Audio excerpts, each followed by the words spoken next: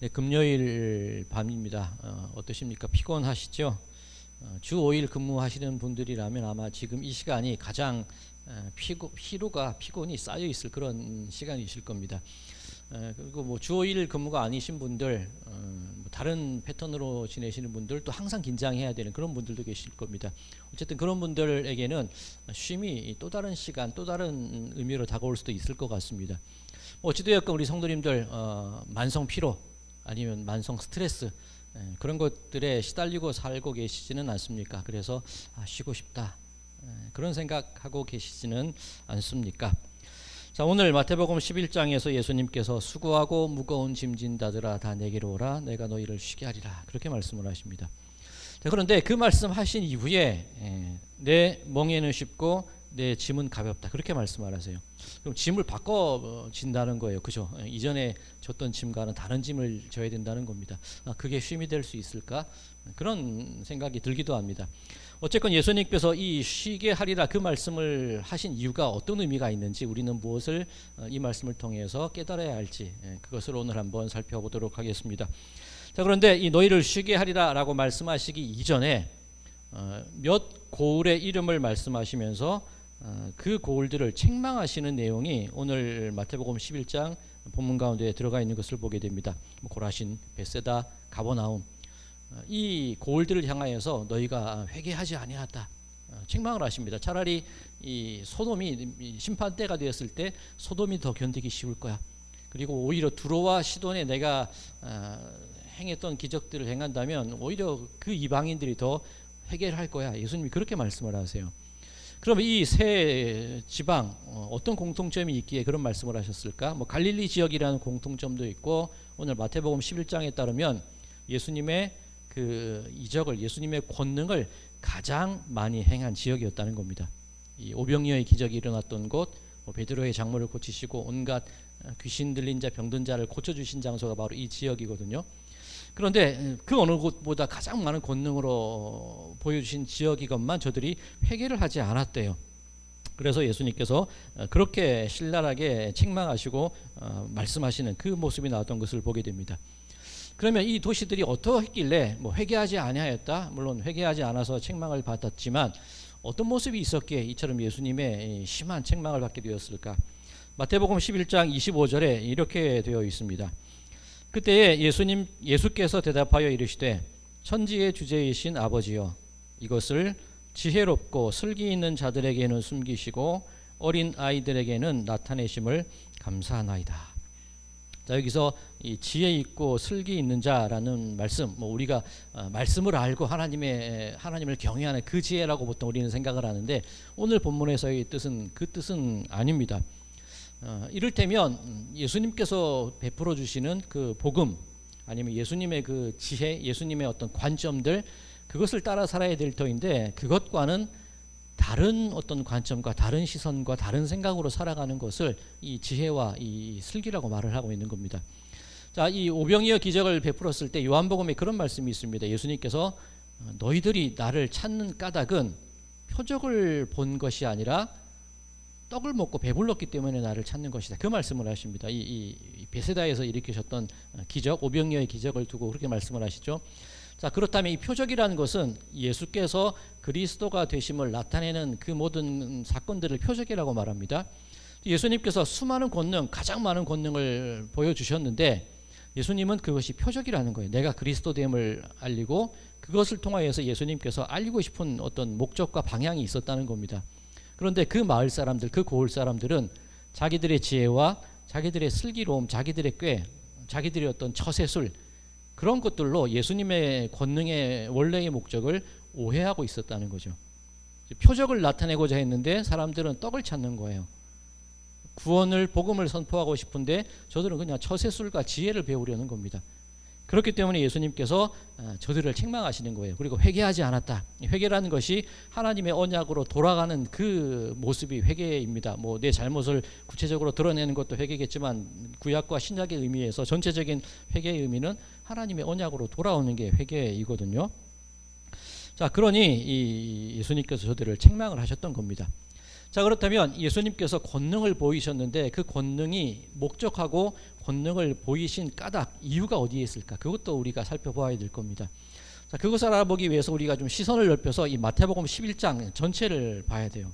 이 마태복음 11장이 어떤 얘기로 시작이 되냐면 세례 요한이 감옥에 갇힌 이야기로 시작이 됩니다. 그리고 감옥에서 세례 요한이 자기 제자들을 예수님께 보내서 질문을 하지요. 우리가 기다리는 분이 당신입니까? 아니면 다른 사람을 기다려야 됩니까? 그 질문에 대해서 예수님께서 이사야 말씀을 인용해서 대답하시기를 눈먼 자가 앞을 보고 걷지 못하는 자가 걷게 되고 이 문둥병자가 낫게 되고 그리고 죽었던 자가 살아나고 그리고 가난한 자들에게 복음이 전파된다. 그 말씀을 하십니다. 이게 권능의 모습이라는 거죠. 자, 이 이사야 말씀, 이 예언이 실현되었다. 하나님의 약속이 실현되었다. 그 의미를 가지는 뜻이기도 하고 또 하나 의미가 무엇이냐면 만약에 예를 들겠습니다. 앞서 이 베세다라든가 오병의 기적을 통해서 예수님께서 책망하신 이유가 표적이 아니라 떡을 받기 때문에 저들을 책망하신 거예요. 그럼 지금 예수님께서 말씀하신 이 눈을 뜨고 못 걷는 자가 걷게 되고 병이 낫게 되고 죽은 자가 살아나고 가난한 자에게 복음이 증거되는 이 행위의 결과들에 집중하고 그 결과들만 바라본다면 떡을 쫓는 것과 같아요. 그죠? 그러면 결국 책망받은 겁니다. 그렇다면 예수님께서 이 말씀을 하신 것 예언의 성취라는 의미도 있고 또 한 가지 의미는 하나님께서 사람을 창조하신 그 창조의 원래의 모습대로 되돌리는 거예요.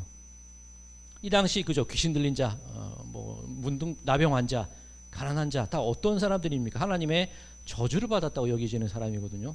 저주를 받아서 장애를 갖게 되고 저주를 받아서 병을 갖게 되고 저주를 받아서 돈을 못 벌고 모든 것이 하나님의 저주라고 여겨지던 사람들이 이 사람입니다. 근데 저들을 고치셨다는 것은 그 저주라고 일컬어진 그 삶의 연장, 사람이 사람의 대접을 받지 못하는 삶의 연장에서 하나님의 창조의 모습 그대로 다시 이끌어내시는 모습이 예수님의 그 치유의 예수님의 권능의 모습들이거든요. 우리가 지난주에 그 거라사의 귀신 할 때 그 얘기 했잖아요. 더러운 영 안에 있는 사람이 하나님의 영 안으로 다시금 돌아오는 그 사건, 그죠? 그것이 예수님의 기적이고 그것이 예수님께서 이 땅 가운데 오신 하나님의 형상, 하나님의 모습, 하나님과의 어떤 교제, 그것으로 되돌리는 그 모습들이 예수님께서 권능을 베푸신 이유라는 그 뜻이 되는 겁니다. 자, 그러면 또 우리가 살펴봐야 될 것이 무엇이냐면 사람들은 그렇게 지혜, 슬기, 자기들의 생각, 자기들의 처세술 그것만 보고 살아가고 예수님은 이런 목적으로 권능을 베풀었는데 그거를 몰라주니 그래서 책망을 하시는 거고 그래서 답답하신 거예요. 이 마태복음 11장 이 얘기가 쭉 나갈 때 또 그런 구절이 있습니다. 너희가 피리를 불어도 춤추지 아니하고 애곡하여도 옛날 성경에는 애곡하여도 지금 성경에는 슬피 울어도 가슴을 치지 않는다. 그 얘기가 있어요. 자, 세례 요한이 금식을 합니다. 그죠? 메뚜기가 석청을 먹고 금식을 하고 광야에 외치는 자의 소리가 되어서 선포하는데 사람들의 반응이 뭐냐면 귀신 들렸다는 거예요. 세례 요한이 금식할 때는 귀신 들렸다. 그렇게 얘기를 해요. 그러니까 막상 예수님께서는 금식하지 않고 오히려 먹고 마시거든요. 그러니까 사람들의 반응은 예수라는 사람은 포도주를 즐기는 자요 세리와 죄인과 함께 더불어 먹는 사람이야. 비난을 하는 겁니다. 금식을 하면 같이 금식을 해야 될 텐데 금식한다고 귀신 들렸다 그러고 예수님께서 함께 죄인들과 식사를 하면 같이 즐겨야 되는데 왜 그런 세상 즐거움에 빠져 사느냐고 반대로만 생각을 하는 거예요. 이게 세상이 오늘 본문이 말하는 지혜 있는 자, 슬기로운 자들의 모습이 이거라는 겁니다. 반대로만 하는 헛똑똑이들이죠. 그런데 그런 헛똑똑이들 예수님의 관점, 예수님의 초점, 예수님의 시선과는 다른 자기들이 세상을 살아가기 위해서 음식을 얻고 뭐를 얻고 더 쌓아나가는 그 사람들 그들을 가리켜서 예수님께서 수고하고 무거운 짐진 자들아 그렇게 말씀하시는 겁니다. 오늘 본문의 흐름 속에서 우리가 일주일이 힘들었습니다. 우리 인생이 버겁습니다. 그런 의미도 될 수 있겠지만 예수님의 시선과 관점과 예수님의 권능의 목적을 알지 못하고 제 헛똑똑이로 살아가는 헛된 것만 추구하며 살아가는 사람들이 수고하고 무거운 짐진 자들아 그 사람들이 되는 겁니다. 자, 그렇다면 예수님께서 쉰다고 말씀하시는 것 수고하고 무거운 짐 진 자들아 내가 너희를 쉬게 하겠다. 그렇게 말씀을 하시는데, 그럼 이 쉼이라는 의미도 하나님께서 천지를 창조하시고 원래 인간을 창조하시던 그때의 어떤 방향성과 목적과 관련지어서 쉼이라는 것을 생각해야 된다는 그런 의미가 되겠지요. 자, 우리 교회에서 기도하실 때 그런 기도를 하시는 분들이 많으세요. 우리가 이 교회에서 말씀 듣고 예배를 통하여서 힘을 얻어서 세상을 살아갈 그런 힘과 용기가 되게 해주십시오. 그런 기도를 하십니다. 저도 설교를 준비할 때나 이 성례를 준비할 때 그런 마음으로 준비를 하기도 합니다. 그런데 우리들의 생활 패턴 속에서 그죠, 월, 화, 수, 목, 금, 토 이 6일의 수고의 시간이 있고 주일에 쉼이 있는데, 그 쉼을 어떻게 생각을 하냐면 지금 우리가 하는 기도의 모습처럼 재충전의 의미로 예배나 우리들의 어떤 교제나 이곳에서의 만남을 생각을 하는 거죠. 그럴 수밖에 없고 그 기도를 들을 때 저도 참 마음이 힘드시구나 그런 생각이 듭니다. 왜냐하면 우리들의 생활 패턴은 계속 돌아가기 때문에 그죠. 그래서 충전하고 방전되고 충전하고 방전되고 그 일상이 계속 반복되는 것 같아요. 그런데 예수님께서 말씀하신 쉼이라는 게 과연 그런 의미일까? 우리가 일주일을 살아가기 위해서 하루를 쉬고 그렇게 모아둔 축적된 체력과 마음의 어떤 다짐들을 가지고 세상을 견디는 것, 그것이 쉼일까? 그런 의문을 한번 가져봅니다. 자, 이 쉼이라는 것이 어떤 의미인가요? 하나님의 창조와 연관지어서 생각을 하자고 말씀을 드렸습니다. 하나님께서 천지를 창조하시고 쉬셨어요. 그럼 하나님은 쉬신 다음에 다시 출근을 하십니까? 그럴 리가 없죠. 이 7일에 안식하셨다는 하나님의 안식이라는 의미는 그 창조가 완성되고 그 창조의 완성이 계속 이어져 나간다는 그런 의미를 가지고 있습니다. 자, 하나님이 사람을 며칠 날 창조하셨습니까? 너무 피곤하셔서 대답하실 기운도 없으신 것 같아요. 인간이 6일에 창조가 되었죠. 자, 그러면 그 아담은 창조되자마자 바로 쉬었어요. 그죠? 창조해서 열심히 일하고 노력하고 어떻게든 세상을 아둥바둥 살아간 게 아니라 창조되자마자 안식이 시작이 된 거예요. 그 안식을 살아갈 때 이 아담 사람이 했던 일이 뭐냐면 자기에게 다가오는 동물들에게 이름을 붙여줘요. 그들을 다스려요. 다스린다는 것이 이 억압하고 통치한다는 의미가 아니라 더불어 살아간다는 의미죠. 그리고 에덴 동산을 함께 하나님과 거닐고 하나님과 교제하는 삶을 삽니다. 즉 하나님께서 7일에 안식하셨다는 것, 그런 거예요. 이름을 불러주고 그죠? 서로를 아는 거, 이름을 부르는 게 그 사람의 중심을 아는 거잖아요. 이름을 불러주고 함께 동력하고 함께 거닐고 함께 교제하고 함께 마음을 나누는 것들, 이것이 하나님의 쉼이라는 거죠. 즉 방전하고 충전하기 위해서 잠깐 일상에서 벗어난 것이 쉼이 아니라 원래의 쉼이라는 의미는 그와 같다는 겁니다. 우리 성도들 제8요일이라는 얘기 들어보신 적 있으십니까? 1990년대 중반에 이 벨기에인가 프랑스 영화 중에 제8요일이라는 게 있습니다. 이 다운 증후군과 그 나오는 그런 장면인데 그것을 제가 말씀드리는 건 아니고, 중세 시대에 중세 교회에서 제8요일이라는 단어를 쓸 때 그것은 주일을 의미하는 겁니다. 예수님께서 부활하셨을 때 안식 후 첫날 부활하셨죠. 6일간 하나님이 창조를 하시고 7일에 안식을 하시고 안식 후 첫날 예수님께서 부활하셨으니까 그 부활하신 날을 제8요일이라고 그렇게 부르곤 했습니다. 그런 전통이 있습니다. 자, 그 8요일이라는 의미는 어떤 의미일까요? 6일의 세상에서의 시간과 안식의 다음 날 다시 세상으로 돌아가서 내 삶이 방전되고 다시 세상 속에서 살아가고 다시 힘들고 그런 일상의 패턴의 반복을 의미하는 것이 아니라 8요일이라는 뜻은 그 6일 동안의 수고로움, 하나님의 창조, 그 끝에 주어지는 하나님의 안식과 교제와 교통과 이름 부름, 그 날이 계속해서 새롭게 예수님의 생명과 함께 계속 이어진다는 그런 의미를 가지고 있습니다. 즉 월화수목금토 손가락이 월화수목금토 주일, 월요일, 화요일 또다시 반복되는 게 아니라 월화수목금토 주일 끝나고 제8요일 그 생명과 그 평안과 그 이름 불러줌과 그 교제가 계속 지속되는 걸 의미해요. 8요일이라는 게.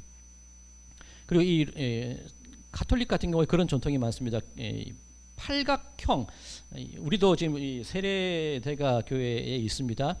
이 세례라는 것이 어떤 의미냐면 내가 거듭나는 거잖아요. 새롭게 태어나는 거잖아요. 내가 처음 난 것은 우리 어머니에게서 태어났고 그것이 내 육신의 고향이라면 세례받은 바로 이 자리가 내가 예수 그리스도 안에서 새롭게 태어난 곳이고 내가 거듭난 곳이기 때문에 이곳이 내 고향이라는 의미입니다. 그게 이 세례대의 의미입니다. 지금 우리 교회에서는 뭐 여러 가지 조건 때문에 이렇게 되어 있지만 로마 카톨릭 교회 같은 경우에 이 세례대가 예배실 한가운데 있는 경우도 많이 있어요.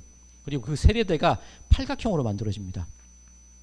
강화도에 가면 강화읍 성당, 성공회 성당이 있는데 거기에도 예배실에 딱 들어가면 1900년에 지어진 한옥으로 백두산 소나무로 만들어진 성당이 있는데 참 아름답습니다. 거기에 딱 들어가면 세례대가 바로 앞에 있어요. 강화도 화강암으로 만들어진 세례대가 있는데 그 세례대 기반석이 팔각형으로 되어 있어요. 내가 새로 태어난 고향을 기억하자는 거죠. 여기가 우리의 고향이라는 의미입니다. 이 설날이 되면 고향으로 가시는 분들이 있을 건데 어때요? 고향으로 가면 설레잖아요. 그죠? 우리 가족이 있고 우리 부모님이 계시고 부모님이 안 계시더라도 내 어릴 때의 추억과 모든 그런 것들이 있는 곳, 그것이 바로 고향. 팔요일, 팔각형, 세례가 의미하는 게 그겁니다. 즉 하나님의 안식, 예수 그리스도의 부활, 그 모든 것들이 이처럼 우리들의 삶 가운데 살아가는 그런 평안, 그것을 의미하는 겁니다. 즉 내가 너희를 쉬게 하리라. 그리고 제8요일 예수님께서 쉼을 주시고 하나님이 창조를 완성하셨다는 것, 우리의 삶이 또다시 세상 속으로 들어가서 지치고 낙심하는 인생이 아니라 그 6일의 시간을 관통에 뚫고 나가서 그 마음, 하나님의 창조의 마음, 하나님의 형상을 닮은 우리들의 존재, 그리고 서로를 위하여 이름 부른 교제와 함께 동력함, 함께 살아감, 그 마음으로 그 6일의 시간을 뚫고 나아가서 계속해서 그 평안의 상태, 교제의 상태, 그것을 쭉 유지해가는 제8요일이 바로 예수님이 말씀하시는 내가 너희를 쉬게 하겠다. 하나님의 안식, 그 의미를 가지고 있다는 겁니다. 자, 그러면 쉼의 의미는 그런 의미를 가지고 있습니다. 그럼 어떻게 우리가 그 쉼을 얻을 수 있을까? 오늘 예수님이 그런 말씀을 하세요. 수고하고 무거운 짐진 자들아 다 내게로 오라. 내가 너희를 쉬게 하리라. 29절 나는 마음이 온유하고 겸손하니 나의 멍에를 메고 내게 배우라. 그리하면 너희 마음이 쉼을 얻으리니. 자, 쉬게 하리라 말씀하셨고 쉼을 얻는 방법에 대해서 29절에서 설명하고 있는데 나는 마음이 온유하고 겸손하시대요. 즉 자기 지혜, 자기 슬기, 자기 꾀, 처세술 어떻게 하면 떡을 얻을 수 있고 어떻게 하면 내가 저것을 이뤄낼 수 있을까? 세상 가운데 그렇게 피곤하게 살아가는 사람들, 그 모습이 아니라 앞서 계속 말씀드린 그 평안과 안식의 의미, 그것을 얻기 위해서 우리가 가져야 될 마음의 상태가 바로 이 온유함과 겸손함이어야 한다는 거죠. 자, 그 이후에 온유하고 겸손하니 나의 멍에를 메고 내게 배우라. 그래야하면 너희 마음이 쉼을 얻으리니. 자, 멍에를 메래요. 그리고 그 멍에 메는 방법을 배우라고 말씀을 하십니다. 이 멍에라는 것, 그 짐승이에게 일을 시킬 때 지우는 게 멍에죠. 우리 목회자들 같은 경우에 제가 성의를 입을 때 이 목에 두르는 영대, 이 스톨, 그게 이 멍에를 의미하는 겁니다. 자, 이 멍에라는 것, 말씀드린 것처럼 일을 하기 위한 그것입니다. 그러면 이 내가 주는 멍에를 메라, 내가 시키는 일을 해라. 아니 6일 동안 세상에서도 직장 생활하고 사업하느라고 힘들었는데 교회에서 또 교회의 일들로 또 힘들어야 될까? 그런 스트레스가 되는 분들도 아마 계실 수도 있을 것 같아요. 물론 즐거움으로 행하시는 분들은 그것이 내 삶의 어떤 기쁨이 되기도 합니다. 그런 의미일까? 내 멍에를 메라? 이게 어떤 의미가 있을까? 성도님들 그 벤허라는 영화 보셨나요? 그 옛날 영화, 그 찰턴 헤스턴이 나왔던 벤허. 어떤 장면이 제일 기억나십니까? 마지막에 전차, 그죠? 이 전차를 타면서 네 마리 끄는 전차로 막 이렇게 돌면서 서로 막 부딪히고 싸우고 그런 장면이 있습니다. 그 장면을 많이 꼽으실 텐데 저는 그 배너, 유다 배너가 처음으로 그 전차를 끌게 된, 마차를 끌게 되는 그 과정이 참 기억에 남아요. 이 오아시스 곁에 아랍의 부자가 있습니다. 그리고 그 아랍의 부자가 하얀 말, 이 네 마리 말을 가지고 이 훈련을 시켜요. 이 전차를 모는 전차 경쟁을 위해서 훈련을 시키는 그 장면이 나옵니다. 근데 자꾸 안 돼요. 그죠? 서로 막 넘어지고 조련이 잘 안 되는 겁니다. 그때 이 찰턴 헤스턴 이 배너 유다가 한 말이 뭐냐면 그 안타레스는 이 말들의 네 마리 이름이 다 있는데 그 말의 이름이 별자리 이름을 그대로 쓰고 있어요. 안타레스는 좀 느리지만 오래도록 달릴 수 있고 알탐이란 가 걔는 빠르지만 지구력이 없습니다. 그래서 얘는 여기에 위치시키고 쟤는 저 바깥에 위치시십시오. 그렇게 얘기를 합니다. 그래서 그 아랍 부자가 그 찰튼 헤스턴에게 그 유다 베너에게 그 맞춰보는 걸 맡기게 되죠. 이게 뭐냐면 이 원을 이렇게 돌아야 되니까 안쪽에 있는 말은 느리게 뛰어야 되고 바깥에 있는 말은 빨리 뛰어야 돼요. 그래야지 코너를 돌 때 이 보조가 맞게 되는 겁니다. 전에는 그게 섞여 있으니까 이게 막 엉망으로 가고 코너를 못 돌았는데 이 유다 베너가 보니까 그걸 아는 거예요. 그러니까 말의 위치를 다시 바꾸고 그 말들에게 이 재갈을 물리고 그 일종의 그 멍에를 씌우고 막 경기를 하게 됩니다. 그러니 잘 달리는 거예요. 자, 멍에라는 것이 그거예요.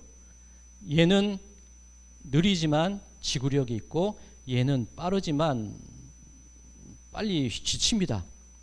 그러면 멍에를 같이 지음을 통하여서 느린 애가 있을 때 그 느림을 통하여서 그 묶여진 같은 말들이 보조를 맞춰주는 거예요. 성질이 급해서 빨리 달려가는 말이 있다면 그 멍에를 통해서 그 빨리 달려가는 그 말의 속도가 어떻게 보면 제어가 되고 조절이 되는 겁니다. 예수님의 멍에가 그런 게 아닐까 하는 생각을 해봅니다. 내가 내 지혜와 내 슬기를 가지고 막 무언가를 하려고 막 뛰어나가요. 근데 예수님과 함께 멍에를 메고 있다면 예수님의 그 온유한 마음과 예수님의 그 자비의 마음이 나를 같이 붙잡고 있는 거예요. 나는 자꾸 뛰쳐나가고 세상으로 벗어나고 자꾸 내 마음대로 하려고 할 때에 예수님과 함께 멍에를 메고 있다는 것은 나의 그 세상으로 향하는 내 지혜와 내 슬기의 마음이 예수님의 그 온유한 마음으로 인하여서 붙잡아지는 상태가 되는 거예요. 혹은 내가 지치고 너무나 힘들어서 주저앉고 싶을 때가 있어요. 그런데 예수님과 함께 멍에를 맨다는 것은 예수님의 이끄시는 그 힘으로 내가 같이 가는 거예요. 나는 갈 수 없고 나는 지치고 나는 주저앉고 싶은데 예수님과 함께 묶여있는 그 멍에로 말미암아서 내 힘이 아니라 예수님의 힘으로 이끌려가고 예수님의 힘으로 달려나갈 수 있는 그 상태가 되는 거죠. 나의 멍에는 쉽고 내 짐은 가볍다. 내 힘으로 달리는 게 아니라 예수님의 힘으로 우리가 살아가는 것이고 내 성질과 내 생각으로 살아가는 것이 아니라 예수님의 그 온유한 마음으로 살아가는 것이고 그것이 우리가 매일 멍에이고 우리가 매일 짐이라는 그 말씀이 되는 겁니다. 그러니 나는 마음이 온유하고 겸손하니 나의 멍에를 메고 내게 배우라는 거죠. 예수님의 힘으로 살아간다는 겁니다. 그렇게 될 때에 그리하면 너희 마음이 쉼을 얻으리니. 사랑하는 성도 여러분들, 예수님의 멍에와 예수님의 짐은 가볍대요. 그리고 그 멍에를 지기 위해서 우리더러 예수님의 그 온유한 마음들, 예수님의 그 마음을 배우라고 말씀을 하십니다. 우리는 반복되는 삶 속에서 어떻게 하면 이렇게 지친 삶 속에서 조금 쉴 수 있을까? 그 생각을 하는지 모르겠지만 우리의 마음 가운데 서로를 향하여 이름 불러주고 서로를 함께 멍에 지어져 있고 그 속에서 하나님께서 나를 나되게 만드신 그 하나님의 그 마음을 알아가고 내가 마땅히 가져야 될 하나님의 그 모습대로 우리가 살아가게 된다면 그것이 그로 말미암아 우리가 살아가게 되는 그 세상을 관통하고 제8요일을 향하여서 영원히 이어지는 그 평안과 그 내 생명, 내 마음의 고향 그곳을 향해 찾아나가는 그 쉼이 우리들에게 허락되어질 줄로 믿습니다. 예수님과 함께 멍에를 메시기 바랍니다. 예수님의 그 온유한 마음 배워가시기 바랍니다. 그를 통하여서 우리 삶 속에 여러분들의 삶 속에 진정 우리가 누려야 할 그 제8요일 그 쉼, 그 평안 그것을 누리고 얻어내고 살아나가시는 그리고 그를 통하여서 아담이 그랬던 것처럼 만들어지자마자 평안을 누렸던 그 원래의 모습 그대로 그렇게 서로 다정하게 이름 불러주고 함께 살아가고 함께 벗되고 함께 어울리고 함께 이 예배와 친교의 자리를 통하여서 정말 그 쉼을 얻어나가는 우리 모든 성도님들의 삶이 되시기를 주님의 이름으로 간절히 축원드립니다.